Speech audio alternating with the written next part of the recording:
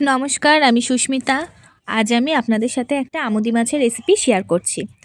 প্রথমে কড়াইতে তেল দিলাম, তারপর জিরে আর শুকনো লঙ্কা ফোড়নে দিয়ে সিম আর আলু দিয়ে ভাজা ভাজা করলাম। তারপর কিছু মশলা এর মধ্যে আমি অ্যাড করলাম, যেটা শ্যুট করতে আমি ভুলে গেছি, তাই আমি মুখে বলে দিচ্ছি।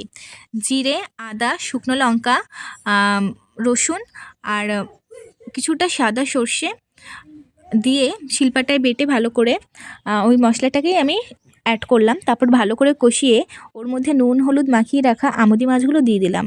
ঠিক ওইভাবেই আমি কিছুটা ভাজা ভাজা করলাম। কিছুক্ষণ পর আমি একটু গরম জল অ্যাড করলাম।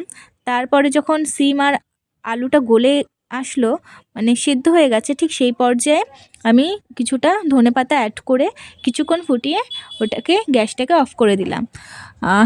এই ধরনের রান্নাগুলো কিন্তু খেতে দুর্দান্ত হয়, খুব ভালো হয়েছিল। আপনারা একবার করে দেখতে পারেন, কেমন হয় আমায় জানাবেন।